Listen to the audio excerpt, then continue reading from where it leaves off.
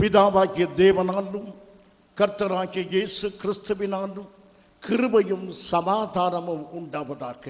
ஆமென். செய்தியின் தலைப்பு அன்பின் எதிர் விளைவுகள். அன்பின் எதிர் விளைவுகள் என்பது. பிரியமானவர்களே, அன்பு என்று சொல்லும்போது எல்லாமே நமக்கு அனுகூலமாய் நடந்தால் அன்பை விளங்கிக் கொள்கிறோம். அப்பா நம்மோடு அன்பாக இருந்தால் நமக்கு அனுகூலமாகவே எல்லா காரியத்தையும் செய்து தருவார். நான் போகிறேன் என்று சொன்னால் போய் வா என்பார். போக மாட்டேன் என்று சொன்னால் போக வேண்டாம் என்று சொல்லுவார். தா என்று சொன்னால் கொடுப்பார். எனக்கு அனுகூலமாய் என் தகப்பன் இருந்தால் என் தகப்பன் என் மீது அன்பாய் இருக்கிறார் என்பதை என்னால் விளங்கிக் கொள்ள முடியும். நான் நினைத்ததுக்கு மாறாகவே என் தகப்பன் செய்வாரானார், நான் எண்ணியதுக்கு மாறாகவே என் தகப்பன் செய்வாரானார், அவரை அன்பாக இருக்கிறார் என்று நான் எப்படி ஒத்துக்கொள்வது? சில சமயங்களில் காரியங்கள் தாமதமாக நடக்கின்றன.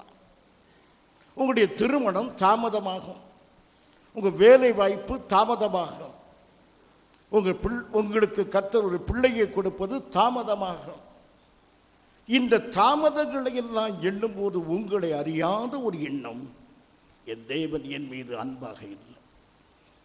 என் தேவன் என் மீது அன்பாக இருந்தால் இவைகள் ஏன் இவ்வளவு தாமதமாக வேண்டும்? எல்லா மனிதருக்கும், கடவுளை தேடாதவர்களுக்கும், கடவுள் இல்லை என்று சொல்பவர்களுக்கும் எல்லாமே நடந்து வருகின்றன. ஆனால் எனக்கோ தாமதமாகிக் கொண்டே போகிறது. சில சமயத்தில் எதிர்டையாகவே நடக்கின்றன. ஆகையினால் என்னுடைய முடிவு, என் கர்த்தர் நான் நினைத்தபடி அவ்வளவு அன்பாக இல்லை. இப்படி மனிதன் எளிதாக ஒரு முடிவுக்கு வரும் பொழுதுதான் நான் வேதம் சொல்கிறது அவர் அன்பினாலேயும் தாமதப்படுவார் என்று. பிரியமானவர்களே, அன்பு என்று சொன்னால் விரைந்து செயல்படுவது, அதிகமாக கொடுப்பது, சீக்கிரமாக தருவது, இதைத்தான் அன்பினாலே நாம் விளங்கிக் கொள்கிறோம். இதற்கு எதிரடையாகவும் கர்த்தர் கிரியை செய்வார். அப்பொழுதும் அவர் அன்பாக இருக்கிறார். நான் என்னை கவனியுங்கள். நான் பிரியம், இதை விளக்கி சொல்கிற வேத வசனங்கள் யோவான் சுவிசேஷம் 11ஆம் அதிகாரம் 5-6 வசனங்கள். இயேசு மார்த்தாளிடத்திலும் அவளுடைய சகோதரிடத்திலும் லாசருவிடத்திலும் அன்பாயிருந்தார். அவன் வியாதியா இருக்கிறதற்காக அவர் கேள்விப்பட்ட பொழுது தாம் இருந்த இடத்திலே பின்னும் 2 நாள் தங்கினார். மார்த்தாளிடத்திலும் அவர் சகோதரி மரியாளிடத்திலும் அவருடைய சகோதரங்கள் லாசருவிடத்திலும் இயேசு அன்பாயிருந்தார். அவன் வியாதிப்பட்டதாக கேள்விப்படும் பொழுது அவர் 2 நாள் அங்கே தங்கினார் என்று நம்முடைய வேதம் சொல்லுகிறார். ஆங்கில வேதத்தில் நியூ கிங் ஜேம்ஸ் வெர்ஷன் இவ்விதமாக சொல்லுகிறது. ஆங்கில வேதத்தில் உள்ள வார்த்தையை நான் வாசிக்கிறேன். ஆங்கிலம் தெரியாதவர்களுக்கு அது பிரச்சனை இல்லை, நான் உங்களுக்கு தமிழில் சொல்லுவேன். Now Jesus loved Martha and her sister and Lazarus. So when he heard that he was sick, he stayed 2 days more.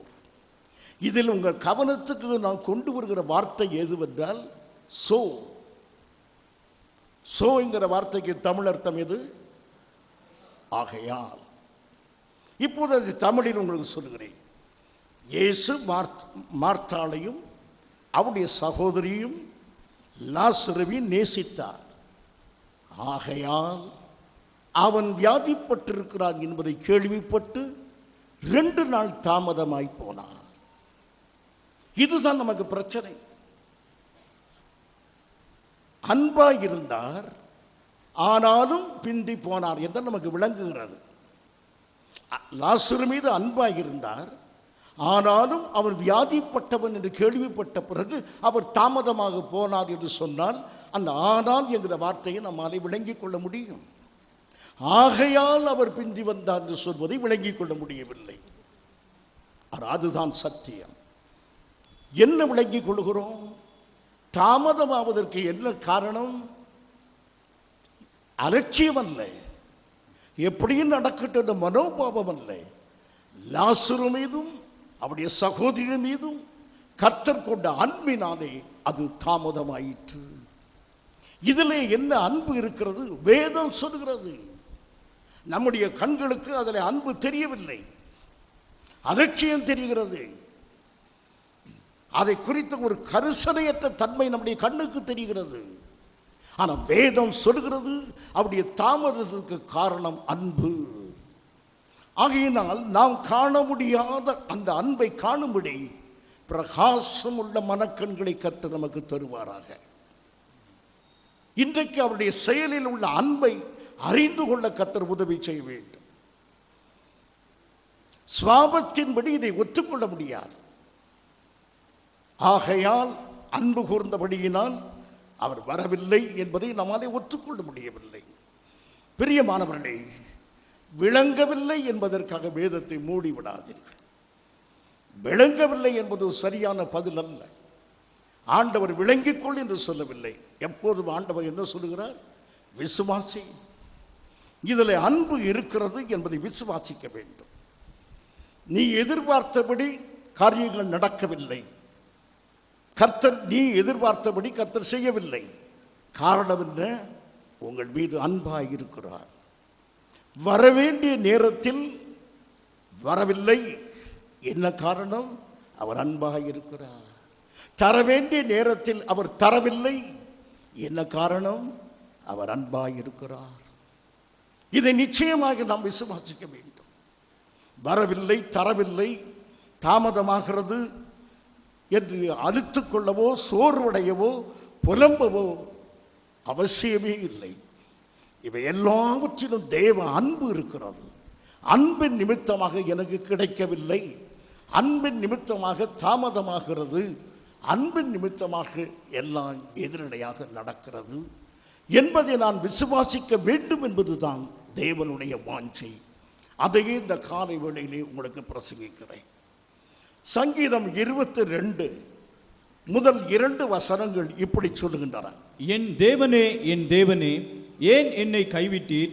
எனக்கு உதவி செய்யாமலும் நான் கதறி சொல்லும் வார்த்தைகளை கேளாமலும், நான் கதறி சொல்லும் வார்த்தையை கேளாமலும் ஏன் தூரமாய் இருக்கிறீர்? ஏன் தூரமாய் இருக்கிறீர்? என் தேவனே, என் தேவனே, நான் பகலிலே கூப்பிடுகிறேன், நான் பகலிலே கூப்பிடுகிறேன், உத்தரவு கொடீர். உத்தரவு கொடி. இரவிலே கூப்பிடுகிறேன், இரவிலே கூப்பிடுகிறேன், எனக்கு அமைதல் இல்லை, எனக்கு அமைதல் இல்லை. இது யாருடைய சத்தம்? தாவீதின் சத்தம். தாவீதுக்கு இப்படி எப்படியாவது நேர்ந்ததா? இல்லை. ஒருபோதும் தேவன் தாவீதை கைவிடவே இல்லை. யுத்த களத்திலாக இருக்கட்டும், குடும்பத்தில் இருக்கட்டும், எங்கிருந்தாலும் அவன் கூப்பிட்டு கர்த்தர் பதில் தராத வேளையே கிடையாது.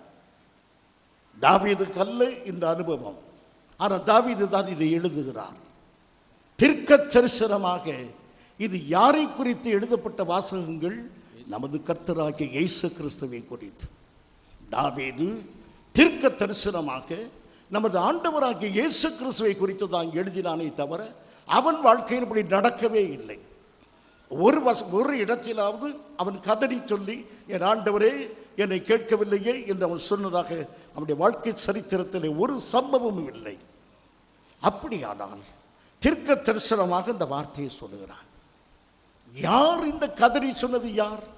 நமது ஆண்டவராகிய இயேசு கிறிஸ்து சிலுவையிலே கதறுகிறார், ஏன் என்னை கைவிட்டு என்று. இவையெல்லாம் அவருக்கு ஏன் நேர்ந்தது? பிதா அவரை நேசித்தபடியினாலே, தன் குமாரனை நேசித்தபடியினாலே, அவர் மூலமாய் நம்மை நேசித்தபடியினாலே. அன்பின் சரித்திரமே சிலுவை, அன்பின் சரித்திரமே இயேசு கிறிஸ்து கைவிடப்பட்டார். இயேசு கிறிஸ்து கதறி சொல்கிற சூழ்நிலைக்கு பின்னால் பிதாவின் அன்பு இருப்பதை இயேசு கண்டார். அதுபோல அருமையானவர்களே, இந்த நாளில் நமக்கு நடைபெறுகிற எல்லா சம்பவங்களுக்கும் பின்னாலேயும் தேவ அன்பு இருக்கிறது என்பதை நாம் விசுவாசிக்க வேண்டும். நாம் கதறிய கொண்டிருக்கலாம், நமக்கு நாம் எதிர்பார்த்தபடி காரியங்கள் நடக்காமல் இருக்கலாம். எல்லாவற்றுக்கும் பின்னாலும் நிச்சயமாகவே தேவ அன்பு ஒன்று இருக்கிறது என்பதை விசுவாசிக்க வேண்டும். இப்போது பாருங்கள், ஏன் தாமதமானார் என்று நமக்கு பல கேள்விகள் இருக்கின்றன. சாதாரணமாக நாம் சொல்லுகிற பதில் என்னவென்றால், உடனே போயிருந்தால் வியாதியை சுகமாக்கி இருப்பார். பிந்தி போவதனாலே மரித்து போனவரை எழுப்பி பெரிய அற்புதத்தை செய்வதற்காக இயேசு தாமதமாய் போனார் என்று நாம் சொல்லுகிறோம். இதுதான் பொதுவாக சொல்லுகிற கருத்து. அது சரியா என்று நாம் பார்ப்போம். பிரியமானவர்களே, யோவான் 11ஆம் அதிகாரம் 11ஆம் வசனம். இவைகளை அவர் சொல்லிய பின்பு அவர்களை நோக்கி, நம்முடைய சிநேகிதனாகிய லாசரு நித்திரை அடைந்திருக்கிறான், நான் அவனை எழுப்ப போகிறேன் என்றார். இப்போது ஆண்டவர் தெளிவாக சொல்லிவிட்டார், லாசரு மரித்து போனான் என்று. லாசரு மரித்து போனான் என்கிற செய்தி இயேசுவுக்கு எப்பொழுது தெரியும்? அவன் வியாதியாய் இருக்கிறான் என்ற செய்தியை கொண்டு வரும் பொழுதே அவன் மரித்து போனான். அவன் மரித்து 2 நாள் ஆகிறது. அவன் வியாதியாய் இருக்கிற செய்தி போய் சேருவதற்கு 2 நாள். ஆனால் அவன் செய்தி வரும் பொழுதே அவன் மரித்து போனான். ஆகவே லாசருவை எழுப்புவதற்காக மேலும் 2 நாள் இயேசு காத்திருக்க வேண்டிய அவசியமே இல்லை. அவனை எழுப்புவது அவனுடைய நோக்கமாக இருந்தால் செய்தி கிடைத்தவுடனேயே போய்விடலாம். ஏனென்றால் லாசரு வியாதியாய் இருக்கிறான் என்று ஒருவன் சொல்லும் போதே அவருக்கு தெரியும், இவன் வரும் பொழுதே அங்கு அவன் மரித்து போனான் என்று தெரியும். அப்படியே லாசரு மரித்திருந்தான். உடனே போனாலும் அவரை எழுப்பியிருக்கலாம். அது உயிரோடு எழுப்பி அந்த வல்லமையை காட்டியிருக்கலாம். ஆகவே அது அல்லவுடைய நோக்கம். அதாவது வியாதியை சுகமாக்குவதை விட மரித்து போனவனை எழுப்புவது ஒரு பெரிய அற்புதம். அந்த பெரிய அற்புதத்தை செய்து ஒரு பெரிய மகிமையை தேட வேண்டும் என்பது இயேசு கிறிஸ்துவுடைய நோக்கம் அல்ல. அதற்காக அவர் தாமதப்படவில்லை. பின் எதற்காக தாமதப்பட்டார் சொல்லுங்கள்? இயேசு ஏன் தாமதப்பட்டார்? அன்பின் நிமித்தமாக. லாசருவை நேசித்தார், அதனாலே அதான் வேதம் சொல்லுகிறார். நாம் அதை குறித்து பார்ப்போம். அருமையானவர்களே, இந்த 2 நாட்களும் ஆண்டவரிடத்தில் செய்தி வருகிற 2 நாட்கள், அதற்கு பிறகு 2 நாட்கள், இந்த 4 நாட்களும் அந்த சகோதரிகள் தனித்து விடப்பட்டு தவியாய் தவித்து கொண்டிருக்கிறார். லாசரு மரித்து போனது ஒரு துக்கம். இந்த துன்பமான வேளையில் நம் வீட்டுக்கு வரக்கூடிய நேச கர்த்தர் வரவில்லையே, என்னை ஆறுதல் படுத்த வேண்டிய கர்த்தர் வரவில்லையே. இது 2வது துக்கம். இந்த 2வது துக்கத்தை அவர்கள் அனுபவிக்க வேண்டும் என்பது தேவ சித்தம். எப்படி? அவளுக்கு நல்லதொரு பாடத்தை கற்றுக் கொடுக்க விரும்புகிறார். ஒரு அன்பினுடைய பாடம். எப்போதுமே நான் கூட இருந்து உங்களை காப்பாற்றிக் கொண்டே இருப்பேன் என்று எண்ணாதீர்கள். என்னை கண்டு விசுவாசித்து இருப்பது அல்ல உங்களுடைய வாழ்க்கை. அதை அவர்களுக்கு கற்றுக் கொடுக்கிறார். நான் கூட இருந்து உங்களுக்கு உதவி செய்வேன் என்பது மாத்திரமல்ல, நான் எழுத்தின்படி உங்களோடு கூட இல்லாவிட்டாலும் என்னாலே உதவி செய்ய முடியும் என்பதை நீங்கள் நம்ப வேண்டும். இதைத்தான் பரிசுத்த பவுல் சொல்லுகிறார்.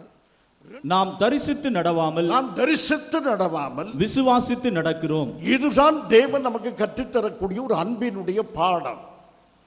இதை நாம் எல்லாரும் கற்றுக்கொள்ள வேண்டும் என்று. ஆசிரியர்கள் அன்பாயிருந்தால் எப்போதும் பிள்ளைகளுக்கு 1 1 2 2 2 4 இது போதும் என்று சொல்ல மாட்டார்கள். இது எளிய பாடம். மிக கடினமான கணக்கு பாடங்களை சொல்லிக் கொடுப்பது ஆசிரியருடைய அன்பு.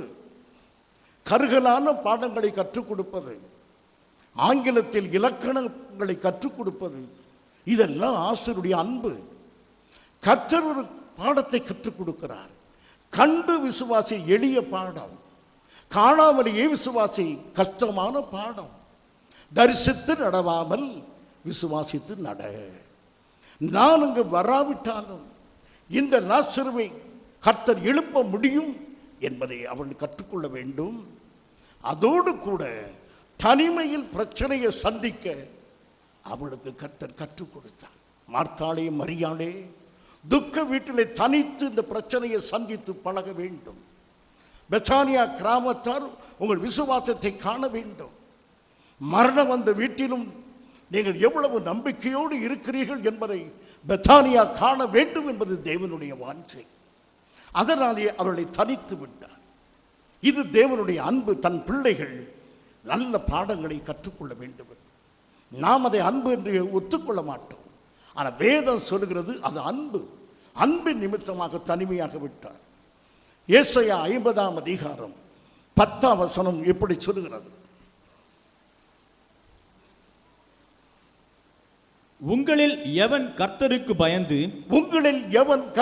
பயந்து அவருடைய தாசனின் சொல்லை கேட்டு அவருடைய தாசனுடைய சொல்லை கேட்டு தனக்கு வெளிச்சம் இல்லாததினாலே இருட்டிலே நடக்கிறானோ அவன் கர்த்தருடைய நாமத்தை நம்பி தன் தேவனை சார்ந்து கொள்ள கடவன். தேவனையே சார்ந்து கொள்ள கடவன். லாசரு மரித்து போனான். இருள் சூழ்ந்து விட்டது வீட்டிலே. துக்கத்தின் இருள், தனிமையின் இருள், வேதனையின் இருள், சங்கடத்தின் இருள் வீட்டை சூழ்ந்து கொண்டிருக்கிறது. மார்த்தாளும் மரியாளும் தனித்து விடப்பட்டிருக்கிறார். அந்த வீட்டில் எப்போதும் இருக்கிற இயேசு இப்போது இல்லை. அவரை நேசித்த இயேசு அங்கு வரவில்லை. ஆண்டவர் இருளை ஏன் அனுமதித்தார் என்றால், இந்த இருளிலும் தன்னையே தன் பிள்ளைகள் சார்ந்து கொள்ள வேண்டும். இந்த இருளிலே அவர்கள் விசுவாசத்தை பெத்தானியாவுக்கு காட்ட வேண்டும் என்பது தேவனுடைய சித்தம். பிரியமானவர்களே, நம்ம அநேகர் வீடுகளில் மரணத்தை சந்தித்தவர்கள். இன்று நம்முடைய குடும்பத்தில் அநேகர் மரணத்தை சந்தித்து இங்கே வந்திருக்கிறீர்கள். குடும்பத்திலே பல சம்பவங்கள் நடந்திருக்கின்றன. அந்த நாட்களை இந்த உலகம் நம்மை கவனிக்கிறது. அந்த வேளையில் விசுவாசத்தை நாம் எப்படி அறிக்கையிட்டோம், நம்முடைய விசுவாசம் அந்த நாட்களில் எப்படி இருந்தது என்பதை உலகம் கவனிக்கிறது. என்னுடைய மனைவி 21 ஆண்டுகளுக்கு முன்பு மரிக்கும் போது நான் ஆஸ்பத்திரி போகும்போது என்னுடைய மகன் மகள் எல்லாரும் தன் தாய் மரித்து போனதை அவள் அறியவில்லை. ஆனால் கடினமான நிலைமை என்பதை அறிந்து அழுது கொண்டு படிக்கட்டில் இருக்கிறார்கள். நான் சென்று அவருடைய தாயார் மரித்திருப்பதை பார்த்து அவளுக்கு சொன்ன செய்தி, this is the time you have to prove that you are Christians. நீங்கள் கிறிஸ்தவர்கள் என்பதை நீங்கள் சொல்ல வேண்டிய நேரம் இதுதான். wipe out the tears. உங்கள் கண்ணீரை துடைத்து கர்த்தருக்குள் நம்பிக்கையாக இருங்கள் என்று. இன்று வரைக்கும் என் பிள்ளைகள் நம்பிக்கையோடு இருக்க காரணம், அந்த துக்கமான நேரத்தில் தன் தகப்பன் எப்படி விசுவாசத்தை விளங்க பண்ணுகிறார் என்பதனாலே. என் அருமையான சபையே, உங்கள் யாவருக்கும் துக்கம் வர வேண்டும் என்பது அல்ல என்னுடைய நோக்கம். எந்த சூழ்நிலையிலும் விசுவாசமாக நீங்கள் இருக்க வேண்டும் என்பதை அன்பின் பாடமாக கற்றுக் கொடுக்கிறார். ஆகவே இருள் சூழ்கிற நேரம், சங்கடமான வேளையில் தனித்து நிற்கிற ஒரு பாடத்தை கற்றுக் கொடுத்தார். எப்போதும் இயேசு நம் முன்னாலே வந்து நின்று கொண்டிருக்க மாட்டார். அதை அவளுக்கு கற்றுக் கொடுக்கிறார். ஆகவே தரிசித்து நடமாழ்வன், விசுவாசித்து நட என்று கர்த்தர் சொல்லியிருக்கு. இதை கற்றுக் கொடுப்பதற்காகவே அவர் தாமதப்பட்டார். அருமையானவர்களே, வேத பாத்திரங்களை நாம் பார்க்கும் பொழுது எப்படி லாசருவை நேசித்ததினாலே அவனுக்கு நேர் எதிரடையான காரியம் நடந்தது. அவன் நேசித்தார், அவன் வியாதிப்பட்டான். நேசித்தது அவனுடைய வியாதி அவருடைய அன்புக்குள்ளே இருந்தே இருக்கிறது. அவர் அன்பாக இருந்தாலும் அதிலே வியாதியும் அவருக்கு கிடைத்திருக்கிறது. இன்றைக்கு சொல்கிறார்கள், வியாதி, துன்பம், கஷ்டம் தேவனுடைய பிள்ளைகளுக்கு வரவே வராது. இயேசு லாசரு மீது அன்பாக இருந்தார். லாசரு வியாதிப்பட்டார். அந்த அன்பின் சரித்திரத்திலேயே ஒரு அத்தியாயம் வியாதி. ஆகையினால் தேவன் உங்கள் மீது அன்பாக இருப்பதினாலே உங்களுக்கு பிரச்சனைகளே வராது என்றல்ல, வியாதியே வராது, கஷ்டமே வராது என்றல்ல. அந்த அன்பின் புத்தகத்தில் ஒரு சரித்திரம் வியாதி, இன்னொரு அத்தியாயம் வறுமை, இன்னொரு அத்தியாயம் கஷ்டங்கள், இன்னொரு அத்தியாயம் ஏமாற்றம். இப்படியெல்லாம் பல அத்தியாயங்களை கொண்டதுதான் இயேசு நமக்கு தருகிற அன்பின் வரலாறு. இதை நீங்கள் மறந்துவிடக்கூடாது அருமையானவர்களே. கிறிஸ்து இயேசுவுக்கு அடையாளமாக இருக்கிற யோசேப்பை குறித்து நாம் பார்ப்போம். இந்த யோசேப்பை கர்த்தர் நேசித்தார். யோசேப்பை குறித்து ஆண்டவருக்கு ஒரு நோக்கம், அவனை என்ன செய்ய வேண்டும் என்று நோக்கம். அருமையானவர்களே, ஒவ்வொருவரை குறித்து ஒவ்வொரு நோக்கம். நான் கடவுள் இல்லை என்று மேடையில் பேசி இறங்கும் பொழுதெல்லாம் என்னுடைய நண்பர் ஒருவர் சொல்லுவார், நீ அட்டகாசமாய் பேசி இறங்குகிறாய் அல்லவா, ஒரு நாள் கர்த்தர் உன்னை பிடிப்பார், ஒரு நாள் நீ தேவனுக்காக ஊழியம் செய்வாய். நான் அதை பைத்தியம் போல் உணராதையும், நான் ஒருபோது இயேசுவுக்கு ஊழியம் செய்ய மாட்டேன், நான் கடைசி வரையிலும் இந்த கொள்கையிலே இருப்பேன் என்று சாதித்தேன். அருமையானவர்களே, என் தாயினுடைய கருவிலேயே என்னை தேவன் முன்குறித்தார், நீ எனக்கு வேலை செய்தே தீர வேண்டும் என்று. அது மாறாது. எந்த மேடையில் ஏறி இறங்கினாலும் சரி, தேவன் அழைத்த அழைப்பு மாறாது. யோசேப்புக்கு கர்த்தர் அழைப்பை கொடுத்தார். ஆதியாகமம் 41 அதிகாரம் 43 வசனம். தன்னுடைய 2ஆம் ரதத்தின் மேல் அவனை ஏற்றி தெண்டனிட்டு பணியுங்கள் என்று அவனுக்கு முன்பாக கூறுவித்து எகிப்து தேசம் முழுமைக்கும் அவனை அதிகாரியாக்கினான். மத்திய தரை கடலினுடைய ராணி என்று அழைக்கப்படுகிற தேசம் எகிப்து. அலெக்சாண்ட்ரியா பட்டணம் போன்ற மிகப்பெரிய அருமையான பட்டணங்களை கொண்ட நாடு எகிப்து. கலாச்சாரம், வர்த்தகம், நாகரிகம் எல்லாவற்றிலும் மேன்மையான ஒரு தேசமாக விளங்கியது எகிப்து. அந்த எகிப்து தேசத்திலே பார்வோனுக்கு அடுத்தபடி சிங்காசனத்தில் அமரும்படியாய் யோசேப்பு என்ற வாலிபனை கர்த்தர் முன்குறித்தார். ஆடுகளுக்கு பின்னே போய் கொண்டிருந்த யோசேப்பு, பள்ளத்தாக்குகளே ஆடுகளை மேய்த்து கொண்டிருந்த அவனை சிங்காசனத்தில் அமர பண்ண வேண்டும் என்று சொப்பனத்தின் மூலமாய், தரிசனங்கள் மூலமாய் அவனுக்கு கர்த்தர் வெளிப்படுத்தியிருந்தார். இந்த அன்பின் தரிசனம் அவனுக்குள்ளே இருந்தது. ஆனால் காரியங்கள் வித்தியாசமாக இருக்கின்றன. இந்த அன்பின் தரிசனத்தை நிறைவேற்றுவதற்கு தேவன் கையாண்ட வழிகளை பார்ப்போம். முதலாவது, ஆதியாகமம் 37 அதிகாரம் 22 வசனம். அவர்களை நோக்கி, அவனை கொல்ல வேண்டாம், நீங்கள் இரத்தம் சிந்த ஆகாது, நீங்கள் அவன் மேல் கை வையாமலும் அவனை வனாந்தரத்திலுள்ள இந்த குழியிலே போட்டு விடுங்கள் என்று சொல்லி இவ்விதமாய் ரூபன் அவனை அவர்கள் கைக்கு தப்புவித்தான். திடீரென்று இந்த சம்பவத்தை சொல்லும்போது உங்களுக்கு விளங்காது. நீங்கள் கவனியுங்கள். இந்த யோசேப்பை எகிப்து நாட்டு பிரதம மந்திரி ஆக்க வேண்டும் என்பது தேவனுடைய சித்தம். அது மிகப்பெரிய நாட்டினுடைய பிரதம மந்திரி. இதுதான் தேவ திட்டம். இது தேவனுடைய அன்பின் திட்டம். இந்த அன்பின் திட்டத்தை நிறைவேற்றுவதற்கு ஒரு நாள் தாவீதுடைய தகப்பன், யோசேப்பின் தகப்பன் யோசேப்பை அழைத்து, உன் சகோதரரை போய் பார் என்று சொல்லுகிறார். சகோதரர்கள் ஆடு மேய்க்க போயிருக்கிறார்கள். பக்கத்து வீட்டுக்காரர்கள் யாக்கோபுடன் கேட்பார்கள், நான் கற்பனை படி பார்க்கிறேன், யாக்கோபே, உன் பிள்ளைகள் எங்கே போயிருக்கிறார்கள் என்று. வெகு தூரத்தில் போய் ஆடுகளுக்கு புல் தேட போயிருக்கிறார்கள். எவ்வளவு தூரம் போயிருப்பார்கள்? இப்போது 50 கல் தொலைவு போயிருக்கிறார்கள். தோத்தான் பட்டணத்தில் பக்கத்தில் இருக்கிறார்கள். 50 மைல் ஏன் போக சொன்னாய்? ஹெப்ரோனில் எவ்வளவு புல்கள் இருக்கிறது? நம்முடைய தேசத்தில் எவ்வளவு புல் இருக்கும் போது ஏன் அங்கே போனார்கள்? நான் அனுப்பவில்லை, அவர்கள் தான் அங்கு போயிருக்கிறார்கள். பக்கத்திலே சீக்கியம் இருக்கிறதே, உன்னுடைய மகளுக்கு தீங்கு செய்த இடமாயிற்றே, அங்கு இவர்கள் போனால் பிரச்சனை வருமே. ஆமாம் யோசேப்பு, நீ போய் பார், அவர்களை வெகு தூரத்துக்கு போயிருக்கிறார்கள். இவர்கள் சொல்வது சரிதானே, நீ போய் பார் சகோதரர்களுக்கு என்ன நடந்தது என்று. இப்படித்தான் இருக்க வேண்டும் சூழ்நிலை. ஏன் புல்லுள்ள இடங்கள் இங்கு இருக்கும் போதே அவனுடைய சகோதரர்கள் ஏன் வெகு தூரத்துக்கு போனார்கள்? தகப்பருக்கு தெரியாமல் துன்மார்க்கமாய் நடப்பதற்கு. தகப்பருக்கு எதுவுமே தெரியக்கூடாது, இஷ்டம் போல நடக்கலாம் என்று போனார்கள். அது அப்படியே நோக்கம். ஆனால் தேவனுடைய அன்பின் திட்டத்திலே இந்த சகோதரர்கள் 50 மைல் தூரம் போக வேண்டும் என்பது தேவனது அன்பு. Because of God's love they were separated. கர்த்தர் தான் அவரை அங்கு கொண்டு போனார். பிறகு ஒரு வேலைக்காரனை அழைத்து அனுப்பியிருக்கலாம். நீ போய் என் பிள்ளைகள் என்ன செய்கிறான்னு பார் என்று ஒரு வேலைக்காரனை அனுப்பியிருக்கலாம்.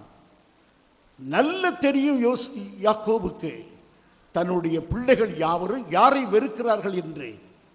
யோசேப்பை வெறுக்கிறார்கள் என்று தெரியும். இவனை வெறுக்கிறார்கள், இவனை எதிர்க்கிறார்கள் என்று அறிந்தும் இவனையே அனுப்பினார். ஏன் அனுப்ப வேண்டும்? தேவனது அன்பு. இவன் அனுப்பப்பட வேண்டும். இதெல்லாம் நமக்கு எதிரடையாக இருக்கிறது. சரி, அனுப்பும் போது அவன் புறப்பட்டு நிற்கிறான். உடனே ட்ரெஸ் பண்ணு, ஆட்டு மந்தையில் ஓடி வந்து நல்ல ட்ரெஸ் போட்டிருக்கிறான், இந்த மல்டி கலர் கவுன். அது எங்கே போடணும்? ஏதாவது ஃபங்க்ஷனுக்கு போட்டு போய் கொடுத்துரு. இவன் எங்கே போகிறான்?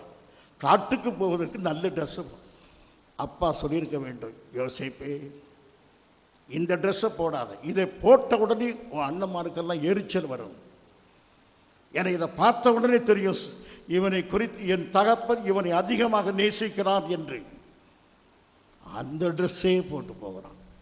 ஆகவே அங்கேயே போட்டது, யோசேப்பை அனுப்பியது. இவை எல்லாவற்றுக்கும் பின்பு ஒரு வார்த்தை இருக்கிறது, தேவன் அன்பு கூர்ந்தபடியினாலே யோசேப்புக்கு இதெல்லாம் நடந்தது. உங்களுக்கு நடைபெறுகிற எல்லா சம்பவங்களுக்கும் பின்னாலேயும் தேவனுடைய அன்பு இருக்கிறது. அந்த அன்பின் நிமித்தமாகத்தான் அவன் அனுப்பப்பட்டான். குழியிலே தூக்கி போடும்போதே ரூபனுடைய மனதிலே கர்த்தர் பேச ஆரம்பித்தார். 21ஆம் வசனத்தை வாசியுங்கள். ரூபன் அதை கேட்டு அவனை அவர்கள் கைக்கு தப்புவித்து அவனை அவன் தகப்பனிடத்திற்கு திரும்பவும் கொண்டு போக மனதுள்ளவனாய்.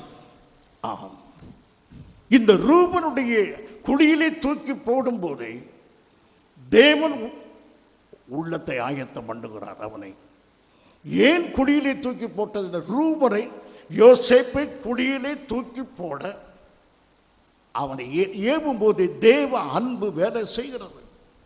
இவனை குழியிலே தூக்கி போடுவது ஆள் அமிழ்த்துவதற்கல்ல, இவன் தப்புவதற்கு ஒரு வழியை கர்த்தர் உண்டு பண்ணினார். இல்லாவிட்டால் அவன் கொன்று போட்டிருப்பார்கள். கொன்று போடாமல் இருக்க குழி என்பதை ரூபன் தெரிந்தெடுத்தாலும் தேவன் அதையே வழி என்று அமைத்தார். இது தேவ அன்பு. என் பிரியமான சகோதரனே, சகோதரியே, இந்த நாட்களிலே உங்கள் வாழ்க்கையிலே ஏமாற்றம், வருத்தம், சங்கடம், கண்ணீர், கவலை என்ற பள்ளங்களை நீங்கள் விடுவீர்களானால் அதிலேயே அமிழ்ந்து நீங்கள் சாக வேண்டும் என்றல்ல. இவைகளெல்லாம் தேவனுடைய அன்பின் வழிகள். இவைகளுக்கு பின்பு தேவ அன்பு இருக்கிறது. நிச்சயமாகவே கர்த்தர் உங்களை தூக்கி எடுப்பார் என்பதை விசுவாசிக்கிறேன். தப்புவதற்காகவே இந்த வழிகளை எல்லாம் கர்த்தர் வைத்திருக்கிறார். குழியில் போட்டது குழியில் தூக்கி எடுக்க வேண்டிய நோக்கம் மாத்திரம் அல்ல, அப்படி நான் விழாமலே வைத்திருக்கலாமே, அது அல்ல. அவருடைய கைகளுக்கு தப்புவதற்கு தேவன் கையாண்ட ஒரு வழி இந்த குழிதான். இந்த குழியில் தூக்கி போட்டதினாலே தான் அவருடைய கைகளுக்கு அவன் தப்பும்படி கர்த்தர் செய்தார். அதே குழியிலிருந்து அவனை தூக்கி எடுக்கும்படியாகவும் கர்த்தருடைய அன்பு வேலை செய்தது. அருமையானவர்களே, ஆகையினால் இப்போது அவனை 36ஆம் வசனம் வாசியுங்கள். அந்த மீதியானியர் யோசேப்பை எகிப்திலே பார்வோனின் பிரதானியும் தலையாரிகளுக்கு அதிபதியுமாகிய போர்த்திபார் என்பவனிடத்தில் விற்றார்கள். விற்று போட்டதை முன்பு அதை வாங்கினார்கள் என்று வேதத்திலே வாசிக்கிறோம். பிரியமானவர்களே, யோசேப்பின் சரித்திரத்தை பாருங்கள். இவன் எகிப்துக்கு 2ஆம் தலைவனாக, பிரதம மந்திரியாக ஆக வேண்டும் தெய்வ சித்தம். நடைபெறுகிற சம்பவம், அவன் குடியிலே தூக்கி போட்டான். பிறகு அவனை வேண்டாம் என்று விற்று போட்டார்கள். விற்று போட்ட அவனை ஒரு பணக்காரன் வாங்கினான். குழி, விற்பனை, வாங்குதல், இவை எல்லாமே யோசேப்புக்கு விளங்காத காரியங்கள், எதிரடையான காரியங்கள். இந்த காரியங்கள் எல்லாவற்றுக்கும் பின்னாலே இருந்தது இயேசுவின் அன்பு, பிதாவின் அன்பு. அந்த திட்டத்தை நிறைவேற்றுவதற்கு தேவனுடைய வழி குழி, விற்பனை, இன்னொரு இடத்திலே விற்றுப்படுதல், சிறைச்சாலை, இந்த வழிகள் இவை எல்லாமே யோசேப்புக்கு எதிரடையாக இருக்கின்றன. யாக்கோபு கூட இவை எல்லாவற்றையும் குறித்து கேள்விப்பட்டு ஒரு நாள் அழுது புலம்பி சொல்லுகிறான். ஆதியாகமம் 42 அதிகாரம் 36 வசனம். ஆதியாகமம் 42:36 வசனம். அவர்கள் தகப்பனாகிய யாக்கோபு அவர்களை நோக்கி, என்னை பிள்ளை ஆக்குகிறீர்கள், யோசேப்பும் இல்லை, சிமியோனும் இல்லை, பென்யமீனையும் கொண்டு போக பார்க்கிறீர்கள், இதெல்லாம் எனக்கு விரோதமாய் நேரிடுகிறது என்றான். இவைகள் எல்லாம் எனக்கு எதிரடையாக நேரிடுகிறது என்று யாக்கோபு அழுதான். என் பிரியமான சகோதரனே, சகோதரியே, உங்கள் வாழ்க்கையிலே எல்லாம் எதிரடையாக நடைபெறுகிறதா? உங்கள் வீட்டினுடைய சம்பவங்கள் எதிரடையாக போகின்றனவா? அலுவலகத்திலே எல்லா காரியங்களும் எதிரடையாக இருக்கின்றனவா? ஆவிக்குரிய ஜீவியத்திலே எல்லாம் எதிரடையாகவே நடக்கின்றனவா? யாக்கோபுடைய பார்வைக்கு எதிரடையாக இருந்தது. ஆனால் யோசேப்புடைய அறிக்கையோ வித்தியாசமாக இருக்கிறது. ஆதியாகமம் 45 அதிகாரம் 5 வசனம். இந்த சம்பவங்கள் எல்லாவற்றிற்குமே யோசேப்பு சொல்கிற பதில் இதுதான். 45:5. என்னை இவ்விடத்தில் வரும்படி விற்று போட்டதினால் நீங்கள் சஞ்சலப்பட வேண்டாம், அது உங்களுக்கு விசனமாய் இருக்கவும் வேண்டாம். ஜீவரட்சனை செய்யும்படிக்கு தேவன் என்னை உங்களுக்கு முன்னே அனுப்பினார். இப்போது யோசேப்பு தன்னுடைய வாழ்க்கையை திரும்பி பார்க்கிறான். தன்னை தூக்கி எறிந்த குழி, தன்னை விற்று போட்ட மீதியானுடைய இடம், அங்கிருந்து அவன் வந்த போத்திபாருடைய வீடு, அங்கிருந்து அனுப்பப்பட்ட சிறைச்சாலை, இந்த பாதையை அவன் திரும்பி பார்க்கிறான். யாக்கோபு சொல்கிறான், இவை எல்லாமே எனக்கு எதிரடையாக இருக்கின்றன என்று. யோசேப்பு சொல்கிறான், இவை எல்லாமே கர்த்தர் என் மீது அன்பு வைத்தபடியினாலே எனக்காக நடைபெறுகின்றன. ஆகவே பிரியமான சபையே, தேவன் அன்பு கூர்ந்ததினாலே அவன் குழியில் தூக்கி போடப்பட்டான். தேவன் அன்பு கூர்ந்ததினாலே அவன் விற்கப்பட்டான். தேவன் அவன் மீது அன்பு கூர்ந்ததினாலே அவன் சிறையிலே தள்ளப்பட்டான். தேவன் அவன் மீது அன்பு கூர்ந்ததினாலே சிறை கதவு திறந்து அவன் எகிப்துடைய பிரதம மந்திரியானார். இந்த அன்பு விளங்குவதற்காக இத்தனை சூழ்நிலைகளிலும் தேவன் அவனோடு கூட இருந்தார். என் பிரியமான சகோதரனே, எதிரடையான சூழ்நிலையை சந்தித்து கொண்டிருக்கிறீர்களா? உங்களுக்கு விரோதமாக ஜனங்கள் எழுகிறார்களா? உங்களுக்கு விரோதமாக ஜனங்கள் பேசுகிறார்களா? உங்கள் மீது வழக்கு தொடுகிறார்களா? நீதிமன்றத்துக்கே உங்களை இழுக்கிறார்களா? ஒன்று மாத்திரம் நினைவு, தேவன் அன்பு கூறுகிறபடியினாலே எனக்கு இவையெல்லாம் நடக்கிறது. சொல்ல முடியுமா அருமையானவர்களே? உங்களை நீதிமன்றத்துக்கு இழுப்பார்கள், உங்களை காவல்துறைக்கு இழுப்பார்கள். நீங்கள் ஒன்று நினையுங்கள், என் மீது அன்பு என் பிதா அன்பு கூறுகிறபடியினாலே இவையெல்லாம் எனக்கு நடக்கிறது. அதுதான் யோசேப்பின் சரித்திரம். அதுதான் யாருடைய சரித்திரமாகவும் இருக்கிறது? லாசருடைய சரித்திரமாகவும் இருக்கிறது. அருமையானவர்களே, ஆகவே நீங்கள் நிச்சயமாகவே வாழ்க்கை பிரச்சனைகளை வைத்து என் தேவன் அன்பாக இல்லை என்று முடிவுக்கு வந்து விடாதீர்கள். இஸ்ரவேல் ஜனங்கள் எகிப்தை விட்டு புறப்படுகிறார்கள். எகிப்தை விட்டு புறப்பட்ட உடனேயே இவ்வளவு நாள் கஷ்டம், வேதனை, சங்கடம், இப்படிப்பட்ட ஒரு சூழ்நிலையில் எகிப்தை விட்டு வெளியே வந்ததும், அப்பாடா அடிமைத்தனத்திலிருந்து வெளியே வந்தோம் என்று சந்தோஷப்படுவதற்கு பதிலாக துயரமான காரியம், வனாந்தர மார்க்கத்தின் தலைவாசலில் இருக்கிறார்கள். அவருடைய உள்ளம் பதைபதைத்து போகிறது. என் தேவன் எங்களை இந்த வனாந்தரத்தில் சாகடிக்கவா கொண்டு வந்தார்? நாங்கள் எகிப்திலே இருந்தால் நலமாக இருந்திருக்குமே. ஏன் கர்த்தனைகளை கொண்டு வந்தார்? தேவன் அன்பு கூர்ந்தபடியினாலே அவளை வனாந்தர மார்க்கமாய் நடத்தினார். 3 நாளிலே கானான் தேசத்துக்கு போயிருக்க முடியும். 40 வருடங்கள் தாமதம். இது அன்பின் தாமதம். லாசருவுக்கு 2 நாள் தாமதம், அது அன்பு.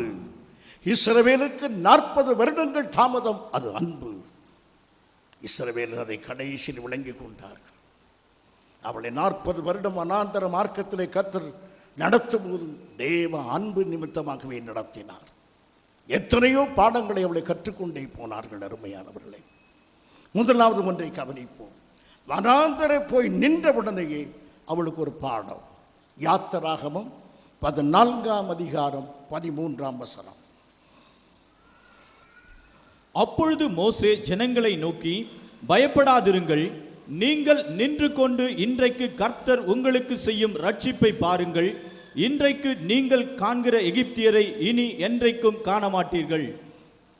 முதல் பாடம் அவளுக்கு என்ன கற்றுக் கொடுத்தார்?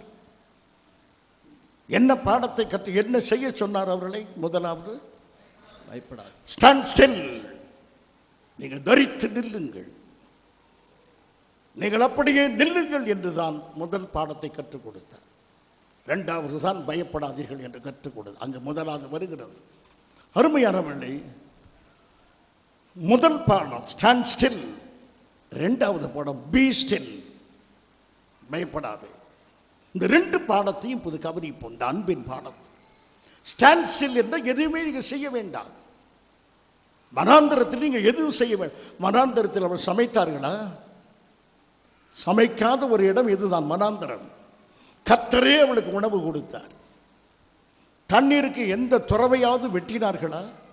கண்மலையை பிளந்து கர்த்தர் தண்ணீர் கொடுத்தார். எதையுமே அவர்கள் செய்ய வேண்டியதே இல்லை. ஸ்டாண்ட் ஸ்டில், அப்படியே நில்லுங்கள் என்று கர்த்தர் சொன்னார். எவ்வளவு அருமையாக கர்த்தர் நடத்தி இருக்கிறார். பிரியமானவர்களே, உங்களை பார்த்து ஞாயிற்றுக்கிழமை ஆராதனைக்கு போங்கள், சகோதரிகளை நீங்கள் சமைக்க வேண்டாம், வீட்டில் போனால் சாப்பாடு தேவ தூதர்கள் ஆயத்தம் பண்ணி வைத்திருப்பாள் என்றால் 9 மணிக்கு ஓடி வந்திருப்பீர்களே. சமையல் கூட தானே உங்களை 9:45க்கு அனுப்பியது. அவளுக்கு சொல்லியிருக்கிறது ஒன்று செய்ய வேண்டாம். மனாந்தரத்தில் ஒரு அருமையான எதையுமே நீங்கள் செய்ய வேண்டியதில்லை. ஆகவே ஒரு பாடத்தை கற்றுக்கொண்டார்கள். எதுவுமே நான் செய்யாமலேயே என் கர்த்தர் என்னை காப்பாற்ற வல்லமை உள்ளவர். இந்த அன்பின் பாடத்தை கற்றுக்கொள்ள 40 வருட வனாந்தர பாதை. இரண்டாவதாக பி ஸ்டில், கை கால்கள் ஒருவேளை வேலை செய்யாமல் இருக்கலாம், ஆனால் எது வேலை செய்யும்? மூளை வேலை செய்யும். எகிப்துக்கு போனால் நல்லா இருக்குமே, எகிப்துக்கு போய்விட்டால் நல்லா இருக்குமே என்று மூளையானது எதிரடையாக வேலை செய்யும். அங்கேயும் உத்தரவு, கலங்காதே, எதிர்காலத்தை குறித்து பயப்படாதே. ஆகவே 2 காரியம், நம்முடைய சரீரமும் தரித்து நிற்க வேண்டும், நம்முடைய இருதயமும் தரித்து இருக்க வேண்டும். விசுவாசி பதறான்.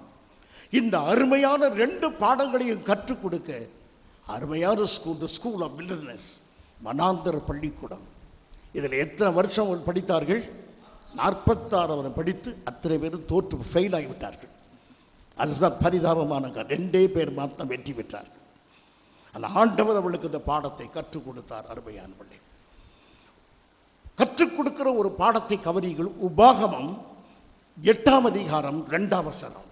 உன் தேவனாகிய கர்த்தர் உன்னை சிறுமைப்படுத்தும்படிக்கும் தம்முடைய கட்டளைகளை நீ கைக்கொள்வாயோ கைக்கொள்ள மாட்டாயோ என்று அவர் உன்னை சோதித்து உன் இருதயத்தில் உள்ளதை நீ அறியும்படிக்கும். அருமையானவர்களே, இந்த வனாந்தர மார்க்கம் என்னவென்றால் ஒரு சோதனை. கர்த்தர் ஒரு சோதனையை வைக்கிறார். நல்ல அன்பான டீச்சர் பிள்ளைகளுக்கு என்ன வைப்பார்? அன்பான டீச்சர் பிள்ளைகளுக்கு எதை வைப்பார்? Test paper. யாருக்கு அன்பு இல்லையோ ஒரு பரீட்சையை வைக்க மாட்டார்கள். ஆனால் நீங்கள் யாரை விரும்புவீர்கள் மாணவர்கள்? டெஸ்ட் இல்லாத teacher. Wonderful miss, we always miss the test. எங்களுக்கு டெஸ்டே கிடையாது, நாங்கள் எப்போதும் டீச்சர் தந்து. அது அன்பில்லாத ஒரு ஆசிரியை. தேவன் ஒரு டெஸ்ட் வைக்கிறார். அங்கு என்னவென்றால் சோதனைகள் எல்லாம் வைத்து நீங்கள் இதற்கு கீழ்ப்படுவீர்களோ கீழ்ப்படிய மாட்டீர்களோ என்று கர்த்தர் அறிவதற்கல்ல. யார் அறிவதற்கு? வாசியுங்கள். உன் இருதயத்தில் உள்ளதை நீ அறியும்படிக்கும். நீ அறியும்படி, நீ பாஸ் ஆவ ஃபெயில் ஆவா என்று நீ அறிவதற்கு இந்த மந்த்லி டெஸ்ட். உன்னை நீ அறிவதற்கு பிள்ளைகளுக்கு ஒரு மந்த்லி டெஸ்ட். அதுபோல கர்த்தர் வனாந்தரத்தின் டெஸ்ட், நீ எப்படி இருக்கிறாய் என்று காட்டுவதற்கு. கானான் தேசம் அவனை காட்டாது. பாலும் பழமும் தேனும் தித்திப்புமாய் இருக்கிற தேசத்தை காண்பானே தவிர தன்னை யார் என்று அவன் கண்டுகொள்ள மாட்டான். மனாந்தர மார்க்கத்திலே அவன் கண்டுகொண்ட பெரிய சத்தியம் எது? அவனை யார் என்று கண்டுகொண்டான். உன்னையே நீ அறிவாய் என்ற ஏத்தேஸ் நகரத்தில் சாக்ரட்டிஸ் முழங்கினான். ஆனால் உன்னை நீ அறிவதற்கு அவன் வழி சொல்லாமலே மரித்து போனான். ஆனால் உன்னை நீ அறிவதற்கு வழி வனாந்தர மார்க்கத்திலே என் கர்த்தர் நடத்துகிற அன்பின் பாதையிலே நாம் யார் என்று அறிந்து கொள்கிறோம். அந்த பாதையை தான் கர்த்தர் நியமித்து இஸ்ரவேல் ஜனங்கள் தங்களை அறிந்து கொள்வதற்கு இந்த பாடு வைத்தார். அருமையானவர்களே, அதனாலே தான் 3 நாளில் போவதற்கு பதிலாக 40 ஆண்டுகள் எதற்கென்றால் இந்த விசுவாச பாடங்களையும் தேவரையும் அறிந்து கொள்ளும்படியான அன்பின் காரியமாக இருக்கிறது. அருமையானவர்களே, பரிசுத்த பவுலுடைய வாழ்க்கையிலே எத்தனையோ துன்பங்கள், அவையெல்லாம் விவரிக்க நேரமில்லை. ஒன்று மாத்திரம் சொல்ல விரும்புகிறேன். அப்போஸ்தலர் நடபடிகள் 20:23. கட்டுகளும் உபத்திரவங்களும் எனக்கு வைத்திருக்கிறது என்று பரிசுத்த ஆவியானவர் பட்டணந்தோறும் தெரிவிக்கிறதை மாத்திரம் அறிந்திருக்கிறேன். ஆம் பிரியமான், எங்கு பார்த்தாலும் அடி உதை வேதனை. இதுதான் பவுலுக்கு. லிஸ்திராவிலே கல்லெறிந்து அவன் செத்து போறான் என்று எண்ணும் அளவுக்கு அவரை அடித்தார்கள். பல விதத்தில் கசையடிப்பட்டான், எவ்வளவோ வேதனைப்பட்டான். அவன் வாயிலிருந்து என் தேவன் என் மீது அன்பாக இல்லை என்று ஒரு முறை சொல்லவில்லை. இரத்தம் வடிய அடிபடும் போதோ, காரக்கிரகத்தில் அடைக்கப்படும் போதோ, பசியும் தாகம் நிர்வாணத்தில் இருக்கும் போதோ அவன் சொன்ன வார்த்தை என்ன? மன ரம்யமாக இருக்கிறேன் என்றால். ஏனென்றால் தேவன் என் மீது அன்பாக இருக்கிறார் என்பதனாலே. இந்த சூழ்நிலை எல்லாவற்றிலும் அவன் அறிவித்த அறிக்கை, என் கர்த்தர் என் மீது அன்பாக இருக்கிறார் என்று. அதை மிக அருமையாக சொல்கிறான். பிலிப்பு 1 அதிகாரம் 12 வசனம் 19 வசனம். நானே சொல்கிறேன், எனக்கு நேரிட துன்பங்கள், எனக்கு நேரிட கஷ்டங்கள், எனக்கு வருகிற எல்லா இடையூறுகளும் எனக்கு எதுவாக முடிகின்றன? ரட்சிப்பாகவே முடியும். எத்தனை பேர் இதை விசுவாசிக்கிறீர்கள்? அருமையானவர்களே, உங்கள் வாழ்க்கையிலே நடைபெறுகிற அத்தனை சம்பவங்களும் எனக்கு விடுதலையாக முடியும், எனக்கு நன்மையாக முடியும், எனக்கு ஆசீர்வாதமாக முடியும். இன்றைக்கு உங்கள் திருமணம் தாமதப்படுகிறது, நான் சொல்கிறேன் அது நன்மையாக முடியும். உங்கள் மடியிலே ஒரு குழந்தை தவழவில்லை, நீங்கள் அதற்காக வருத்தப்படுகிறீர்கள். இந்த தாமதமே உங்களுக்கு ஆசீர்வாதமாக முடியும் என்ற கர்த்தர் உங்களை நேசிக்கிறார். தாமதத்திலே தேவ அன்பு இருக்கிறது. ஆகவே இதை நீங்கள் விசுவாசிக்க வேண்டும். அருமையானவர்களே, இயேசு லாசரு வியாதியாக இருக்கும் பொழுது அவர் தாமதப்பட்டார். காரணம், அவர் அன்பாக இருந்தபடியினாலே. இப்போது பார்க்கிறோம் அருமையானவர்களே, அவர் தாமதப்படுவதிலே என்ன நன்மை உண்டாயிற்று என்று பார்க்கிறோம். இயேசு கிறிஸ்து இப்போது மிக தாமதமாக போய் கொண்டிருக்கிறார். அவருக்கு தெரியும் போது அவர் மரித்து போனான் என்று தெரியும். இப்போது அங்கு போகிறார். அவருடைய அந்த சகோதரியை பார்த்து சொல்லுகிறார், அவன் உயிர்த்து எழுவான் என்று சொல்லுகிறார். உடனே அங்கு உள்ள அறிக்கையை பார்க்கிறோம். என்ன சொல்கிறாள் மார்த்தாள்? அதற்கு மார்த்தாள், உயிர்த்தெழுதல் நடக்கும் கடைசி நாளிலே அவனும் உயிர்த்தெழுந்திருப்பான் என்று அறிந்திருக்கிறேன் என்றாள். பிரச்சனையே கிடையாது. அவிசுவாசி அல்ல மார்த்தாள். கடைசி நாளிலே இந்த லாசரு எழுந்திருப்பான் என்பது மார்த்தாளுக்கு தெரியும். ஆனால் அங்கே என்ன கற்றுக் கொடுக்கிறார் என்றால், இப்பொழுதே எழுப்புவேன் என்பது அல்ல பாடம். நான் இன்னும் கொஞ்ச நேரத்தில் லாசருவை எழுப்ப போகிறேன் என்பது அல்ல பாடம். லாசருவை இயேசு எழுப்பும் போது நமக்கு ஒரு ஞானம் உண்டாகிறது, அறிவு உண்டாகிறது, அனுபவம் உண்டாகிறது. மரித்தாலும் இயேசு உயிரோடு எழுப்ப முடியும் என்று. அது அல்ல இயேசு கற்றுக் கொடுக்க விரும்பியது. ஏனென்றால் உயிர்த்து எழுவார்கள் என்பது ஏற்கனவே மார்த்தாளுக்கு தெரியும். கடைசி நாளிலே என் சகோதரன் எழுந்திருப்பான். உயிர்த்தெழுதலிலே நம்பிக்கை இல்லாதவள் அல்ல. 2000 வருஷங்களுக்கு எழுந்தால் என்ன, 4 நாளுக்கு எழுந்தால் என்ன, அவன் எழுந்திருப்பான் என்ற நம்பிக்கை அவனுக்கு இருந்தது. கடைசி நாளிலே அவன் எழுந்திருப்பான் என்பதில் அவனுக்கு நம்பிக்கை. கடைசி நாளில் நம்பிக்கை வைத்த அவளை 4ஆம் நாளிலே எழுப்புவேன் என்பது அல்ல தேவனுடைய பாடம். விளங்குகிறதா? கடைசியிலே இயேசுவை எழுப்புவார் என்பது மார்த்தாளுக்கு தெரியும். ஆண்டவர் போய் கடைசி நாள் வரைக்கும் நீ காத்திருக்க வேண்டாம், இப்போதே நான் எழுப்பி விடுவேன் என்று கற்றுக் கொடுப்பதற்காக அவர் அங்கு போகவில்லை. அதைவிட மேலான ஒரு பாடத்தை கற்றுக் கொடுக்க போனார். என்ன பாடம்? 25, நானே உயிர்த்தெழுதலும் ஜீவனுமாயிருக்கும். என்ன பாடத்தை கற்றுக் கொடுக்கிறார் என்றால், உன் சகோதரனாகிய லாசரு மரிக்கும் போதே he died in resurrection. அவன் உயிர்த்து எழுதலில் மரித்தான். அப்படியானால் அவன் மரிக்கவில்லை. என்னில் விசுவாசமாக இருக்கிற மரிக்காமலும் இருப்பான், மரித்தாலும் பிழைப்பான் என்கிற வசனத்தின்படி கற்றுக் கொடுக்கிற பாடம் என்னவென்றால், ஒரு கிறிஸ்தவன் கிறிஸ்துவுக்குள் மரிப்பானானால் உண்மையிலே அவன் மரணத்தில் இல்லை, ஜீவனில் இருக்கிறான். இனி உயிரோடு எழுந்திருப்பது நான் மாத்திரமல்ல, மரிக்கும் போதே அவன் உயிர்த்தெழுதலில் இருக்கிறான். நான் கல்லறை தோட்டத்தில் அடக்கம் பண்ணிவிட்ட எல்லாரும் மரணத்துக்குள்ளாக இல்லை, தேவனது பிள்ளைகள் யாவருமே ஜீவனில் இருக்கிறார்கள் என்பதை நாம் அறிய வேண்டும் என்ற சத்தியத்தை அவர் சொன்னார். ஆம் பிரியமான், ஆகவே நீங்கள் அஞ்ஞானிகளைப் போல துக்கத்திலும் இருக்கக்கூடாது. கடைசி நாளில் தான் உயிரோடு எழுந்திருப்பார் என்றல்ல, இன்றைக்கு மரித்திருக்கிற யாவருமே உயிர்த்தெழுதலில் இருக்கிறார்கள், அவள் ஜீவனில் இருக்கிறார்கள் என்பதை விசுவாசிக்க வேண்டும். அதனால தான் ஆண்டவர் சொல்கிறார், நானே உயிர்த்தெழுதல். இப்போது நாம் சொல்லுகிறோம், ஒருவன் கிறிஸ்துவுக்குள் மரித்தான், அப்படி நானே உயிர்த்தெழுதல். அதை நீங்கள் எப்படி எழுதுவீர்கள்? நானே உயிர்த்தெழுதல் இயேசு சொல்லுகிறார். நாம் சொல்லுகிறோம், அவன் கிறிஸ்துவுக்குள் மரித்தான். அப்படியானால் எப்படி எழுதுவீர்கள்? ஒருவன் உயிர்த்தெழுதலில் மரிக்கிறான். He died in resurrection. ஒருவன் கிறிஸ்து தான் உயிர்த்தெழுதல். ஒருவன் கிறிஸ்துவுக்குள் மரிக்கிறான். அப்படியானால் ஒருவன் மரிக்கும் போதே எதிலே மரிக்கிறான்? உயிர்த்தெழுதலில் மரிக்கிறான். அப்படியானால் அவனுக்குள் என்ன இல்லை? மரணம் இல்லை. அந்த பெரிய சத்தியத்தை தான் கற்றுக் கொடுப்பதற்கு ஆண்டவர் வந்தார். ஆகவே இன்றைக்கு யார் மரித்து கிடந்தாலும் விசுவாச பார்வை, அவர் உயிர்த்தெழுதலில் இருக்கிறார், அவர் ஜீவனில் இருக்கிறார் என்பதை அறிந்தோமானால் நாம் அஞ்ஞானிகளைப் போல அழமாட்டோம், அஞ்ஞானிகளைப் போல துக்கப்பட மாட்டோம். நாம் ஒரு மரணத்தை பார்க்கும்போது அதில் உயிர்த்தெழுதலை பார்க்கிறோம், ஜீவனை பார்க்கிறோம் என்பதை கற்றுக் கொடுப்பதற்கு ஆண்டவர் வந்தார். பிரியமானவருடைய மார்த்தாளும் மரியாளும் இந்த பாடத்தை இயேசு லாசருவை எழுப்பிய பிறகு இந்த பாடத்தை மார்த்தாளுக்கும் மரியாளுக்கும் கற்றுக் கொடுத்தார். இது சரிதானா நான் சொல்வது?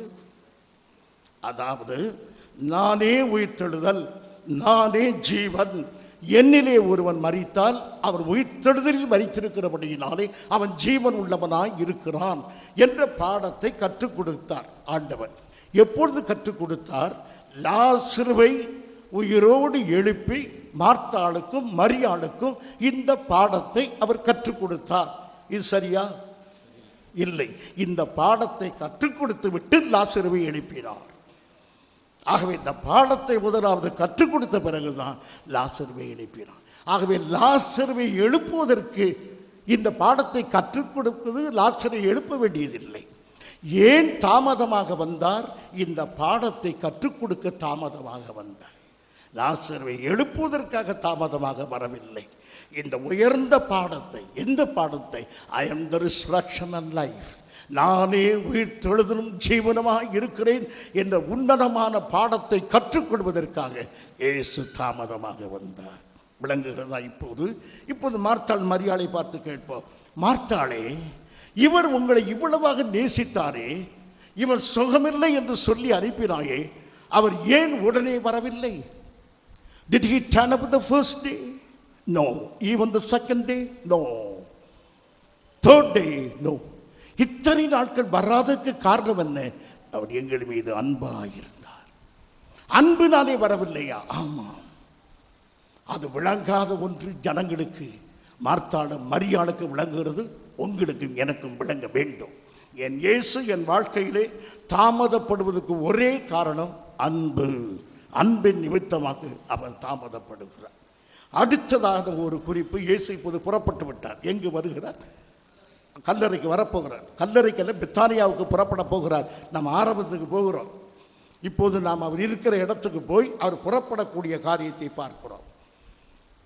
ஆண்டவர் 3ஆம் நாளிலே பெத்தானியாவுக்கு புறப்படுகிற காட்சியை பார்ப்போம். 2 நாட்கள் முடிந்து விட்டன. தாமதமான நாட்கள் முடிந்தன. இந்த தேர்ட் டேக்கு 3ஆம் நாள் வந்தது. இயேசு புறப்பட போகிறார். இப்போது தம்முடைய சீசனை பார்த்து சொல்லுகிறார். சீசன் எல்லாருக்கும் ஒன்றும் விளங்கவில்லை. ஆண்டவர் மௌனமாக இருக்கிறார். திடீரென்று சீசனை கூப்பிட்டு பேசுகிறார். என்ன சொல்கிறார் பாருங்கள், 11:7. அதன் பின்பு அவர் தம்முடைய சீஷரை நோக்கி, நாம் மறுபடியும் யூதேயாவுக்கு போவோம், வாருங்கள் என்றார். இங்குதான் பிரச்சனை உண்டாகிறது. நீங்கள் என்ன சொல்றீங்க? பிரச்சனையுமே எங்களுக்கு பிரச்சனையாக தான் இருக்கட்டும். இதுவும் ஒரு பிரச்சனை. இப்போது ஆண்டவர் எங்கிருந்து செய்தி வந்தது அவருக்கு? கொஞ்சம் என்னோட கொஞ்சம் இன்டராக்ஷன் இல்லாட்ட பிரசங்கம் பண்ண முடியாது. அவர் எங்கே இருந்து செய்தி அவருக்கு வந்தது? பெத்தானியா. இவர் எங்கே போகிறேன் என்று சொல்லுகிறார்? யூதேயா. பெத்தானியா எங்கே இருக்கிறது? பெத்தானியா எங்கே இருக்கிறது? யூதேயாவில் தான் இருக்கிறது. பெத்தானியாவுக்கு போகலாம் என்று சொல்லாதபடி ஆண்டவர் என்ன சொல்கிறார்? யூதேயாவுக்கு போகிறேன் என்றார். ஏன் தெரியுமா?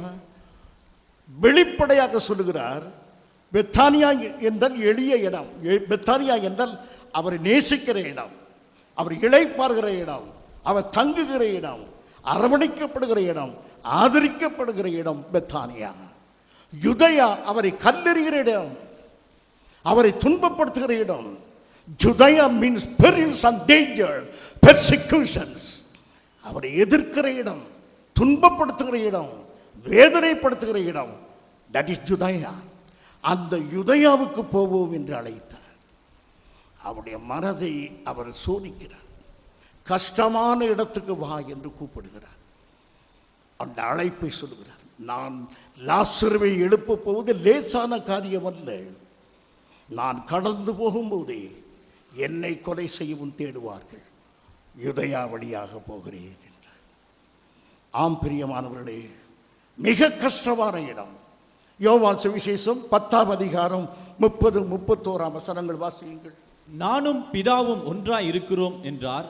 அப்பொழுது யூதர்கள் மறுபடியும் அவர் மேல் கல்லெறியும்படி கல்லுகளை எடுத்துக்கொண்டார்கள்.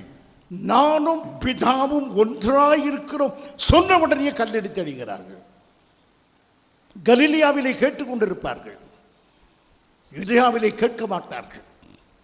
யூதேயாவில் உள்ளவர்கள் எல்லாம் தீவிரமாக இருப்பார்கள். கல்லெடுத்து இயேசுவை அடிக்க வந்தார்கள்.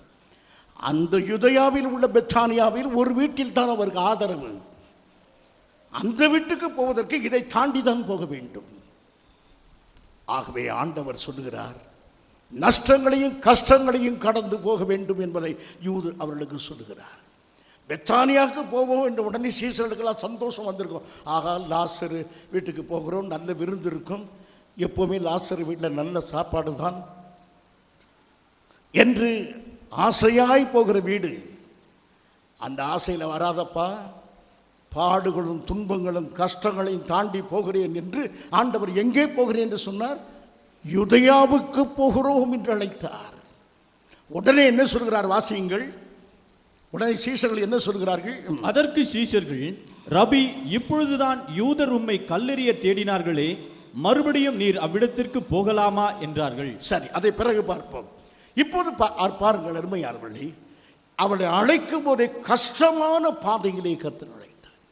தான் போகும்போது தன்னை கல்லெறிவார்கள் என்று அறிந்த பிறகும் தன் கடமையை ஆற்றுவதற்கு அவர் புறப்பட்டு போனார். இதைத்தான் சீசனுக்கு கற்றுக் கொடுத்த அன்பின் பாதை. லாசருவை எழுப்புவதற்கு இயேசு கிறிஸ்து கூட துன்பங்களை அனுபவித்து தான் அந்த வீட்டுக்கு போக வேண்டும். அவருடைய உயிருக்கு பணயம் வைக்கப்படுகிறது, அவருடைய உயிருக்கு ஆபத்து ஏற்பட போகிறது. அந்த ஆபத்துக்களை எல்லாம் சந்தித்து தான் அவர் அங்கே போகிறார். அன்பின் நிமித்தம் புறப்பட்டு போகிறார். அவர் கொஞ்சம் மனுஷகத்தில் பயந்திருந்தால் போக மாட்டார். மனிதனாகத்தானே இருந்தார். மனுஷகத்தில் என்னை கல்லெறிவார்கள், என்னை துன்பப்படுத்துவார்கள் என்று எண்ணி இருந்தால் அவர் போக மாட்டார். கல்லெறிதல், எதிர்ப்பு, துன்பப்படுத்துதல், இவை எல்லாவற்றுக்கும் மேலாக வெற்றி பெற்றது அவருடைய அன்பு. அவருடைய அன்பின் நிமித்தமாக அவர் புறப்பட்டு போனார். அருமையானவர்களே, இதைத்தான் நமக்கு கற்றுக் கொடுக்கிறார். பிரியமானவர்களே, கஷ்டமாக இருக்கிறது என்பதற்காக தேவனுக்கு ஊழியம் செய்யாமல் இருக்காதீர்கள். சத்தியத்தை சொல்வதனாலே உங்களை அடிப்பார்கள் என்பதனாலே மௌனமாக இராதீர்கள். நீங்கள் தைரியமாக இருங்கள். நீங்கள் என்னை நேசிப்பதாக இருந்தால் தைரியமாக இருங்கள். கர்த்தர் லாசருவை நேசித்ததினாலே மரணத்தை கூட பொருட்படுத்தாதபடி அவர் யூதேயாவுக்கு புறப்பட்டு வந்தார். யூதேயாவை தாண்டி தான் அவர் அங்கு வர வேண்டும், பெத்தானியாவுக்குள்ளே பிரவேசிக்க வேண்டும். பிரியமானவர்களே, இதிலே நாம் பார்க்கிறோம். 3ஆம் வசனத்தை மறுபடியும் வாசியுங்கள். அப்பொழுது அவனுடைய சகோதரிகள், ஆண்டவரே, நீர் சிநேகிக்கிறவன் வியாதியா இருக்கிறான் என்று சொல்ல அவரிடத்திற்கு ஆள் அனுப்பினார்கள். வர சொல்லவில்லை. இதை பாருங்கள், செய்தி தான் போகிறது. நீ சிநேகிக்கிறவன் வியாதியாய் இருக்கிறான். இந்த செய்தி தான் போய் சேர்கிறது. அவரை வர சொல்லவே இல்லை. ஏனென்றால் அவர்களுக்கு தெரியும், இயேசுவை வர சொல்வது கஷ்டமான காரியம். இயேசு வந்தால் பிரச்சனை என்பது அவர்களுக்கு தெரியும்.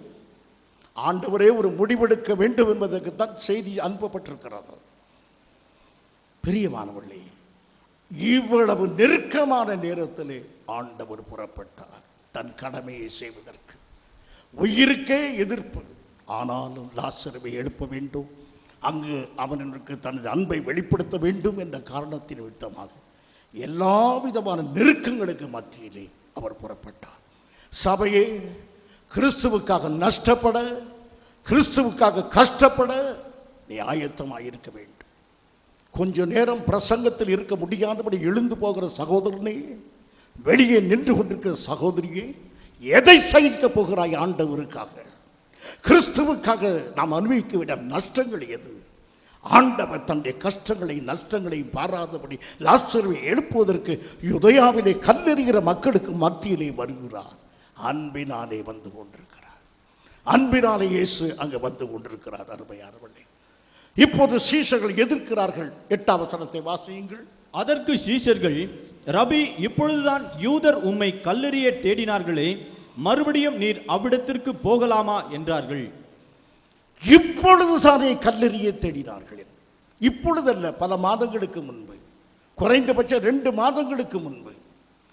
ஆனாலும் மனிதனுடைய உள்ளத்தை பார்த்தீர்களா?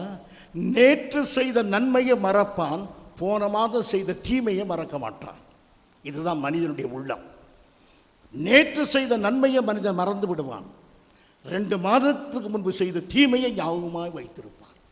அதுபோல் இந்த சீஷர்கள் எத்தனையோ நன்மையான காரியங்கள் நடந்து விட்டன, அதையெல்லாம் மறந்தார்கள். இந்த கல்லெறிதலை மாத்திரம் அவர் ஞாபகமாக வைத்தார்கள். பிரியமானவர்களே, ஒரு பக்தன் சொல்லுகிறான், கர்த்தருடைய பிள்ளைகளாகி நமக்கு ஒரு ஆலோசனை, லிவ் டேஞ்சரஸ்லி, ஆபத்தை உள்ளவனாகவே இரு. கிறிஸ்துவுக்குள்ளே எப்போதும் ஆபத்தை எதிர்பார்த்தே நீ ஜீவிக்க வேண்டும் என்று ஒரு பக்தன் சொல்லுகிறான். அப்படிப்பட்ட வாழ்க்கையை கர்த்தர் நமக்கு கற்றுக் கொடுக்கிறார். அன்பின் நிமித்தமாக இந்த பாதையிலே தான் கர்த்தர் வந்தார். யூதேயாவுக்கு வரும்பொழுது இந்த கடினமான பாதை வழியாக வந்தார். கடைசியாக he started on the 3rd day, 3ஆம் நாளிலே அவர் புறப்பட்டார் என்று வேதம் சொல்கிறது. 3ஆம் நாளிலே புறப்பட்டு அங்கே வரும்போது 4ஆம் நாளில் அவர்களை சந்தித்தார் என்று வேதம் சொல்கிறது. 4 நாளாயிற்று. அப்படியான 5th day, ஆனால் 4ஆம் நாளிலே சந்தித்தார் வைத்து 4 நாட்கள் தனிமையாக விடப்பட்டார்கள். 4 நாள் முடிந்த பிறகு அவளை அவர் சந்தித்திருக்கிறார். இந்த 4 நாட்களும் தனிமையாய் விடப்பட்டது தேவ அன்பு.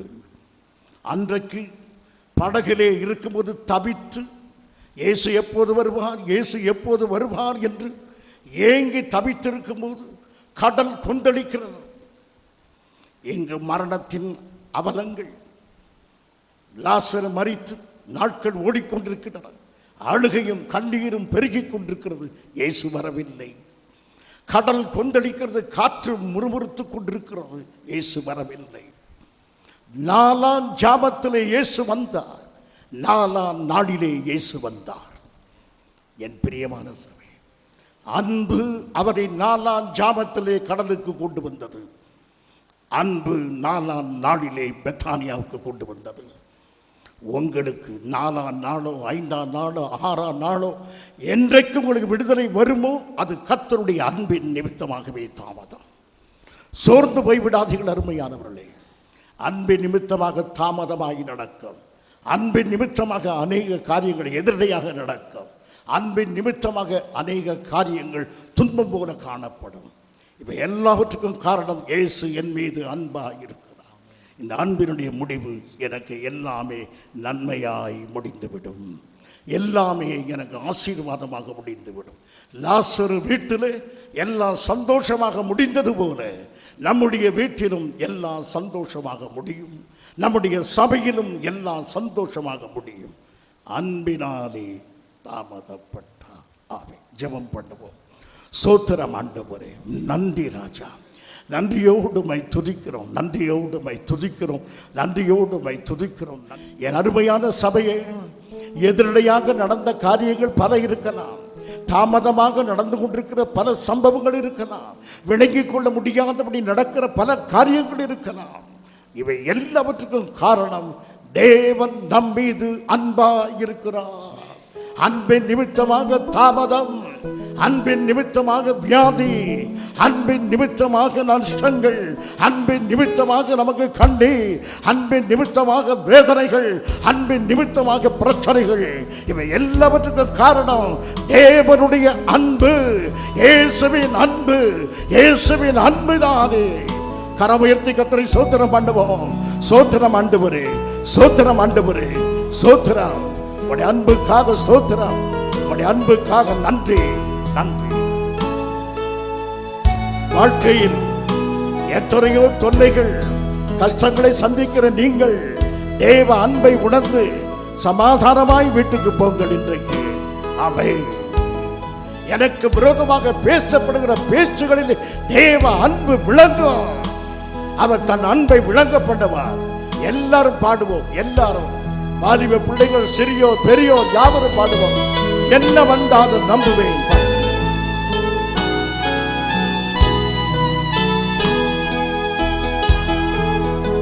என்ன வந்தாலும் நம்புவேன், என்னை சமீபவை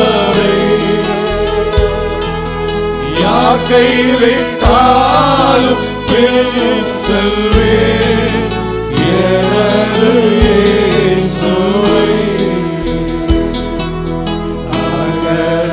ஆழ உயரம் எவ்வளவு அன்பு கொண்டார், என்ன துன்பங்கள் வந்தாலும் அவர் என்னை கைவிட மாட்டார்.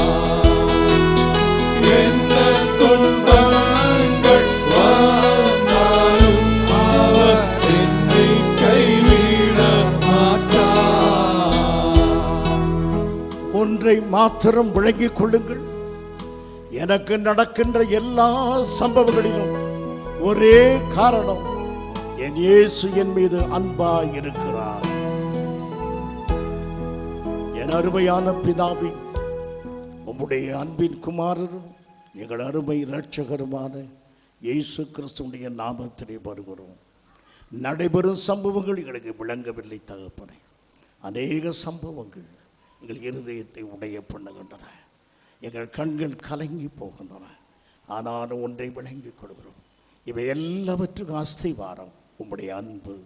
உம்முடைய அன்பின் நிமித்தமாக இவைகள் நடக்கின்றன என்பதை அறிந்து கொள்கிறோம். இந்த பிரசங்கத்தை முழுவதும் எங்களால் விளங்கிக் கொள்ள முடியாவிட்டாலும் நீ சொன்ன இந்த கருத்தை எங்களால் விளங்கிக் கொள்ள முடிகிறது தகப்பனே. இந்த சத்தியத்தோடு நாங்கள் வீட்டுக்கு போகிறோம். எல்லா சூழ்நிலையிலும் உம்முடைய அன்பு ஜெயிக்கும், உம்முடைய அன்பை நாங்கள் காண்போம். உம்முடைய அன்புக்கு தோல்வியே இல்லை. ஆகையினால் எங்களுடைய எல்லா நெருக்கங்கள், எங்கள் பாடுகள், எங்கள் வேதனைகள், எங்கள் சங்கடங்கள் எல்லாம் எங்களுக்கு நன்மையாய் முடியும் என்று நாங்கள் விசுவாசிக்கிறோம். இவை எல்லாவற்றுக்கும் காரணம் காலம் அல்ல, இவை எல்லாவற்றுக்கும் காரணம் உம்முடைய அன்பு. அன்பு சகலத்தையும் தாங்கும், சகலத்தையும் நேசிக்கும். இந்த மாபெரும் அன்புக்காக நன்றி ஆண்டவரே. இந்த அன்புக்கு எங்களை ஒப்படைக்கிறோம். தொடர்ந்து வழி நடத்துவீராக. இயேசுவின் நாமத்தில் பிதாவே, ஆமென். என் ஆத்துமாவே கர்த்தரை ஸ்தோத்திரி, என் முழு உள்ளமே அவர் பரிசுத்த நாமத்தை ஸ்தோத்திரி. என் ஆத்துமாவே கர்த்தரை ஸ்தோத்திரி, அவர் செய்த சகல உபகாரங்களை மறவாதே. ஆமென். நம்முடைய கர்த்தராகிய இயேசு கிறிஸ்துவின் கிருபையும் பிதாவாகி தேவனுடைய அன்பும் பரிசுத்த ஆவியானுடைய ஐக்கியமும் நம் அனைவரோடு கூட என்றும் இருப்பதாக.